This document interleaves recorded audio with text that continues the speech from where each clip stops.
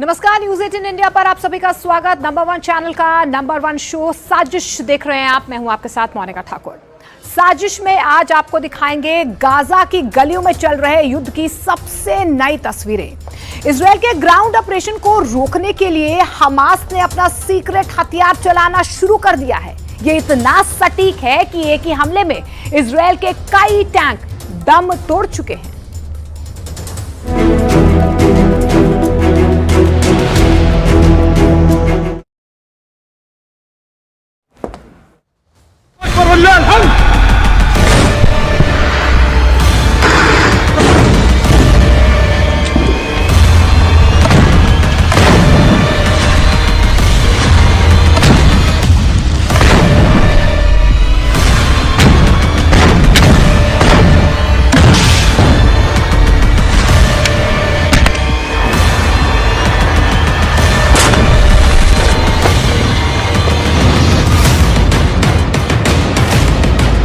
Hamas के इस video ने तेल अवीव से लेकर वॉशिंगटन डीसी तक हड़कंप मचा दिया है।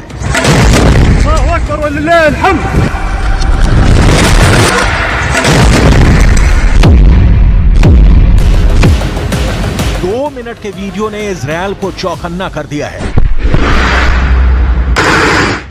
इसके हर एक सेकंड में इतनी आग है कि गाजा के युद्ध का सबसे खतरनाक चेहरा सामने आ गया है।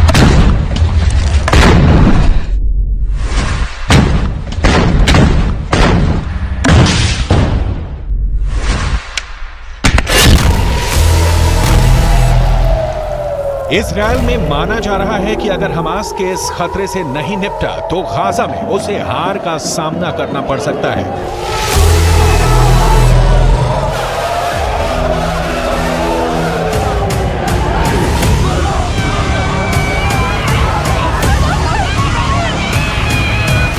बहुत से हमले हो रहे हैं, बहुत से धमाके हो रहे हैं।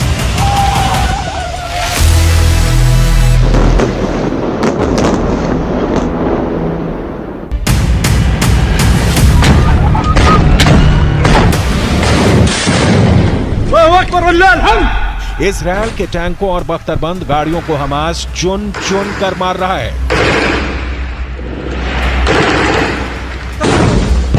हमास ने क्या दिखाया, इजरायल ने क्या छुपाया, कौन गाजा में एक्सपोज हो गया?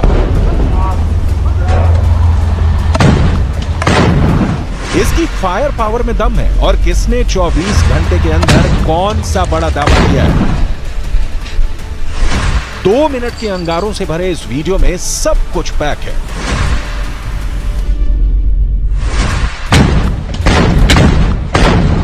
आग बहुत ज्यादा है। कौन कितनी लाशें गिरा रहा है?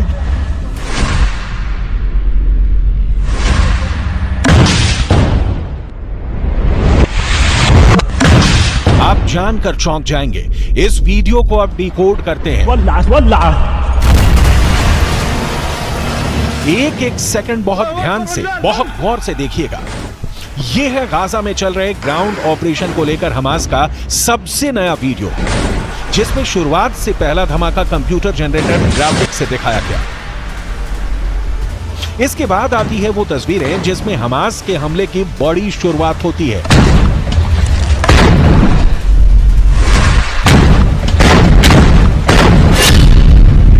खंडहर बन चुके गाजा की एक इमारत से दिखाई देता है इजरायल का मरकावा टैंक। हमास मोर्चा संभालता है और फिर छुप कर फायर करता है यासीन रॉकेट।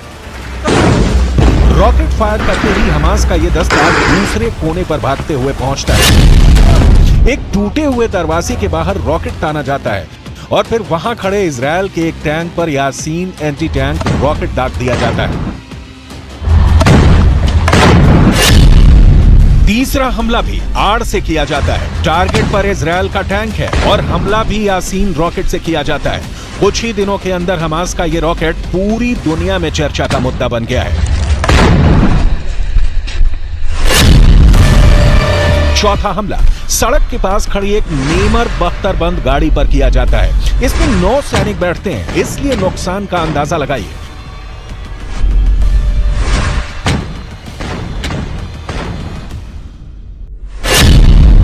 पांचवें हमले के लिए हमास का एंटी टैंक दस्ता फिर गली में आता है। इसके गली के एक मुहाने पर खड़े इजरायल के मरकाबा टैंक को यासीन रॉकेट से टारगेट किया जाता है।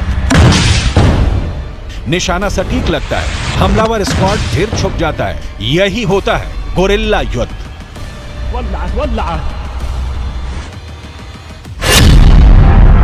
छठे हमले के लिए फिर यासीन रॉकेट से निशाना साधा जाता है। रोड की दूसरी तरफ एक मरकाबा टैंक खड़ा है और फिर धमाका एक दूसरे कैमरे से रिकॉर्ड किया जाता है। सातवां टैंक बहुत ही खतरनाक है। हमास का एंटी टैंक दस्ता फिर से नेमर बख्तरबंद गाड़ी से टारगेट करता है। दूसरी सिर्फ 20 से 25 मीटर। ऐसे हमले इजरायल को बहुत गहरे जख्म दे रहे हैं। हमास छुप कर हमला कर रहा है और इजरायल के पास इसे काउंटर करने के लिए गाजा में और गहरा जाने के अलावा कोई रास्ता नहीं। आठवां हमला एक बुलडोजर पर होता है। ये है इजरायल का बख्तरबंद बुलडोजर D9। हमास इस पर रॉकेट से वार नहीं करता, बल्कि इस पर पेट्रोल डालकर आग लगा देता है।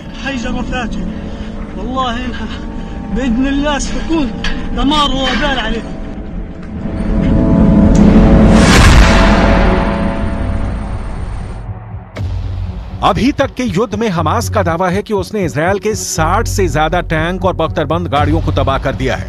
इजरायल ने भी कई हमलों की पुष्टि की है। ऐसे में सवाल है कि क्या गाजा में चल रहा गोरिल्ला युद्ध इजरायल पर भारी पड़ने वाला है। इजरायल के रक्षा मंत्री के मुताबिक हमास की बड़ी हार शुरू हो चुकी है और अभी तक इजरायल ने हमास के 12 कमांडर मार गिराए हैं और अब उसकी लिस्ट में अगला नाम सिनवार का है, जिसे इजरायल 7 अक्टूबर को हुए हमले का मास्टरमाइंड मानता है।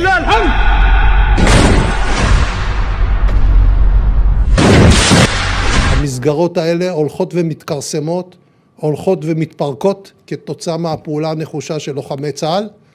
אני יכול לומר לכם ש12 מפקדי גדודים של ארגון הטרור חמאס כבר חוסלו, והיד עוד נטויה. אנחנו נגיע לכולם, לשרשר את הפיקוד ולמחבלים שבשטח. लेकिन इजरायल के पास अभी तक अपनी कामयाबी दिखाने के नाम पर सिर्फ गाजा पर हवाई बमबारी के अलावा कुछ नहीं।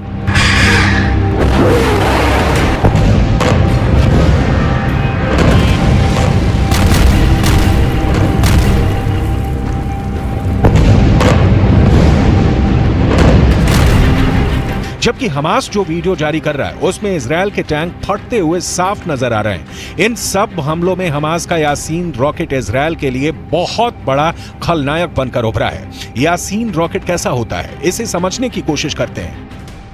ये रॉकेट एक तरह से आरपीजी यानी कि रॉकेट प्रोपेल्ड ग्रेनेड का ज्यादा खतरनाक वर्जन है, ज्यादा डेंजरस है और ये है यासीन 105 रॉकेट, जो कि रशिया के भी PG-7VR की नकल कहा जाता है, यानी कि उससे भी ज्यादा खतरनाक कहा जाता है इसे। लेकिन इस रॉकेट की खासियत क्या है? इस रॉकेट में 2 स्टेज वॉरहेड लगे होते हैं, यानी कि इसमें 2 जगह विस्फोटक होते हैं, एक यहां एक यहां। अब समझिए ये क्या काम करते हैं। इन्हें सबसे पहले तो आप ये जानिए कि टैंडम वर्जन कहा जाता है, यानी कि एक विस्फोटक इसमें आगे लगा होता है ठीक इस जगह पे, वहीं दूसरा विस्फोटक पीछे की तरफ 105 मिलीमीटर के दायरे में होता है। और टैंक में जो एक्सप्लोजिव रिएक्टिव आर्मर यानी कि एरा जो कवच होता है, पहला जो विस्फोटक यहां लगा होता है उसे भेदने का काम करता है, जिसके बाद 105 मिलीमीटर वाला वॉरहेड बड़ा ब्लास्ट करता है और फिर तहस नहस तबाही ला देता है और ये किसी भी टैंक की बख्तर को आसानी से भेद सकता है। एक बार ये वॉरहेड टैंक में घुसता है तो समझ लीजिए कि अंदर जो भी होगा वो जल जाएगा, उसके चिथड़े उड़ जाएंगे, उसके बचने की कोई उम्मीद नहीं होती है। और इसी रॉकेट से 7 अक्टूबर को जब हमास ने इजराइल के टैंक पर हमला किया था तो फिर उस बाद अंजाम क्या था हम सभी ने देखा था। हमास के गोरिल्ला युद्ध में सुरंगों का इस्तेमाल हो रहा है। हमास के एंटी टैंक दस्ते सुरंगों से निकलकर इजरायल के टैंकों पर विस्फोटक फिट करने लगे हैं। ये बात इजरायल को बहुत परेशान कर रही है। ऐसे ही एक वीडियो में हमास का एंटी टैंक दस्ता इजरायल के एक मरकाबा टैंक पर विस्फोटक लगाकर आ जाता है। पहले उसमें धमाका करता है, इसके बाद पास में खड़े एक दूसरे मरकाबा टैंक पर यासीन रॉकेट से अटैक किया जाता है। दोनों ही हमले टैंक पर अचूक निशाना साबित होते हैं। हमास अब कंप्यूटर ग्राफिक से बनाए गए वीडियो में यह दिखाने की कोशिश कर रहा है कि इजरायल के टैंक पर कैसे विस्फोटक चिपकाया जाता है। इसे आप हमास का एंटी टैंक वॉरफेयर ट्यूटोरियल भी कह सकते हैं, जिसमें रॉकेट या मिसाइल का इस्तेमाल नहीं होता, बस टैंक पर जाकर विस्फोटक लगा देना होता है। इस वक्त इजरायल की सेना गाजा के अंदर एक एक इंच को साफ करके आगे बढ़ना चाहती है ताकि हमास के किसी भी खतरे से निपटा जा सके। गोरिल्ला युद्ध में इजरायल को बहुत बड़ा नुकसान उठाना पड़ सकता है और ये बात ग्राउंड ऑपरेशन के शुरुआती झटकों से साफ हो चुकी है। इजरायल के टैंकों पर इस वक्त अलग से जाली वाला कवच लगाया जा रहा है ताकि टॉप एंगल अटैक से मरकाबा को बचाया जा सके।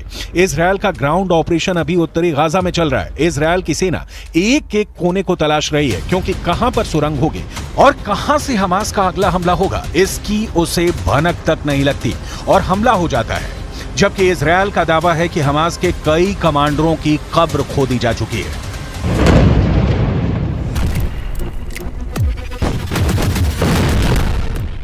סופגים מכות קשות ואנחנו מפרקים גדוד אחרי גדוד. אפשר לראות כאן את אזורי העיר עזה.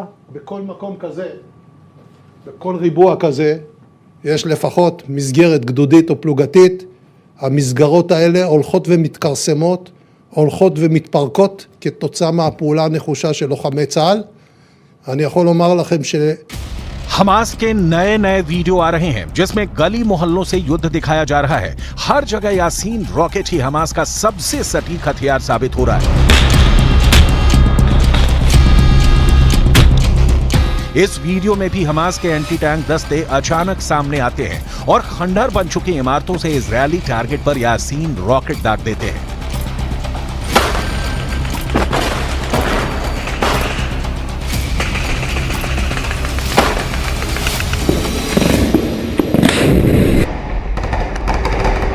रॉकेट को हमास ने अब अपनी जरूरत के मुताबिक तैयार कर लिया है और वो इजराइल के टैंकों और बख्तरबंद गाड़ियों पर इससे हमला कर रहा है। इजराइल टैंकों के खिलाफ ये काफी कारगर माना जाता है। आप सोचिए कि इजराइल तो पहले ही अपने एडवांस आर्मामेंट्स के लिए जाना जाता है और इजराइल सबसे ज्यादा अपनी सेना की सुरक्षा में खर्च करता है। अब इजराइल के टैंक्स को भी अगर ये भेद पा रहा है, उसके कवच को भी अगर ये भेद पा रहा है, तो समझिए ये कितना ज्यादा डेंजरस है, इसकी मारक क्षमता कितनी ज्यादा है। दुनिया भर में ये किसी भी सेना या फिर मिलिशिया का सबसे खतरनाक हथियार माना जाता है क्योंकि ये किसी भी एंटी टैंक मिसाइल के मुकाबले सस्ता होता है लेकिन तबाही उतनी ही ज्यादा मचाता है। आप समझिए कि जेवलिन जैसी मिसाइलें जो कि करोड़ों के निर्माण के बाद बनती हैं, ये महज कुछ डॉलर्स में ही बनकर तैयार हो जाता है, यानी कि सस्ता भी है, टिकाऊ भी है और सबसे बड़ी बात खतरनाक यानी डेंजरस भी है। यासीन रॉकेट का नाम हमास को कायम करने वाले शेख अहमद यासीन पर रखा गया है। 2004 में इजरायल ने एक हमले में शेख अहमद यासीन को मार डाला था, लेकिन अब इस रॉकेट को अपना सबसे बड़ा हथियार बना चुके हमास ने एंटी टैंक दस्तों में इसकी सप्लाई तेज कर दी है।